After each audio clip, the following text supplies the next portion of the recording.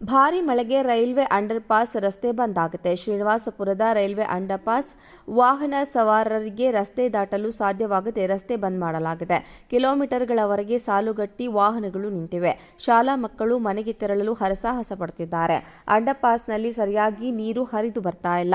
ಪರಿಣಾಮ ರಸ್ತೆಯಲ್ಲಿ ನೀರು ತುಂಬಿ ನಿಂತಿದೆ. ಸಾರ್ವಜನಿಕರಿಂದ ಹಿಡಿ ಶಾಪವನ್ನು ಹಾಕಲಾಗ್ತಾ ಇದೆ. ರೈಲ್ವೆ ಅಧಿಕಾರಿಗಳ ದಿವ್ಯ ನಿರ್ಲಕ್ಷ್ಯಕ್ಕೆ ಸಾರ್ವಜನಿಕರು ಪರದಾಡುವಂತಾಗಿದೆ. ಪ್ರತಿ ಸಾರಿ ಮಳೆಯಾದಾಗಲೂ ಇದೇ ಪರಿಸ್ಥಿತಿ ಒದಗಿರುತ್ತದೆ.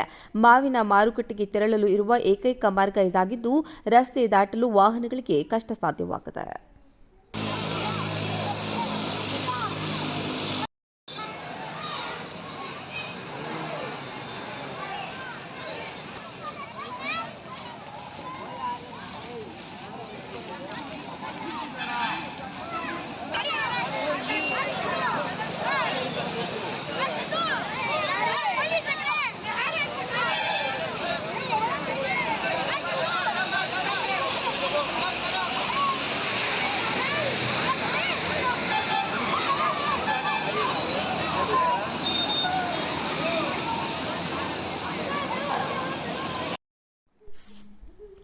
ಭಾರೀ ಮಳೆಗೆ ರೈಲ್ವೆ ಅಂಡರ್ ಪಾಸ್ ರಸ್ತೆ ಬಂದ್ ಆಗುತ್ತೆ. ಶ್ರೀನಿವಾಸಪುರದ ರೈಲ್ವೆ ಅಂಡರ್ ಪಾಸ್ ವಾಹನ ಸವಾರರಿಗೆ ರಸ್ತೆ ದಾಟಲು ಸಾಧ್ಯವಾಗದೆ ರಸ್ತೆ ಬಂದ್ ಮಾಡಲಾಗಿದೆ.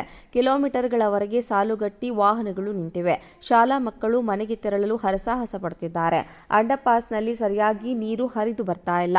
ಪರಿಣಾಮ ರಸ್ತೆಯಲ್ಲಿ ನೀರು ತುಂಬಿ ನಿಂತಿದೆ. ಸಾರ್ವಜನಿಕರಿಂದ ಹಿಡಿ ಶಾಪವನ್ನು ಹಾಕಲಾಗ್ತಾ ಇದೆ. ರೈಲ್ವೆ ಅಧಿಕಾರಿಗಳ ದಿವ್ಯ ನಿರ್ಲಕ್ಷ್ಯಕ್ಕೆ ಸಾರ್ವಜನಿಕರು ಪರದಾಡುವಂತಾಗಿದೆ. ಪ್ರತಿ ಸಾರಿ ಮಳೆಯಾದಾಗಲೂ ಇದೇ ಪರಿಸ್ಥಿತಿ ಒದಗಿರುತ್ತದೆ.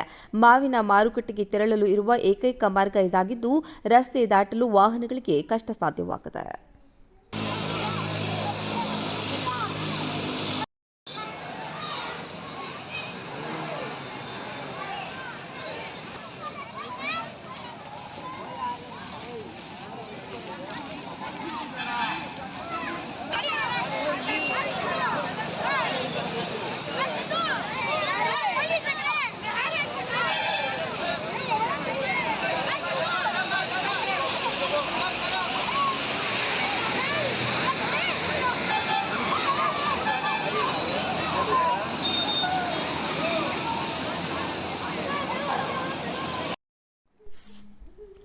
ಭಾರೀ ಮಳೆಗೆ ರೈಲ್ವೆ ಅಂಡರ್ ಪಾಸ್ ರಸ್ತೆ ಬಂದ್ ಆಗುತ್ತೆ. ಶ್ರೀನಿವಾಸಪುರದ ರೈಲ್ವೆ ಅಂಡರ್ ಪಾಸ್ ವಾಹನ ಸವಾರರಿಗೆ ರಸ್ತೆ ದಾಟಲು ಸಾಧ್ಯವಾಗದೆ ರಸ್ತೆ ಬಂದ್ ಮಾಡಲಾಗಿದೆ.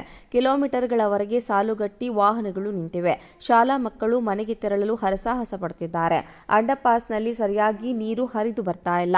ಪರಿಣಾಮ ರಸ್ತೆಯಲ್ಲಿ ನೀರು ತುಂಬಿ ನಿಂತಿದೆ. ಸಾರ್ವಜನಿಕರಿಂದ ಹಿಡಿ ಶಾಪವನ್ನು ಹಾಕಲಾಗ್ತಾ ಇದೆ. ರೈಲ್ವೆ ಅಧಿಕಾರಿಗಳ ದಿವ್ಯ ನಿರ್ಲಕ್ಷ್ಯಕ್ಕೆ ಸಾರ್ವಜನಿಕರು ಪರದಾಡುವಂತಾಗಿದೆ. ಪ್ರತಿ ಸಾರಿ ಮಳೆಯಾದಾಗಲೂ ಇದೇ ಪರಿಸ್ಥಿತಿ ಒದಗಿರುತ್ತದೆ.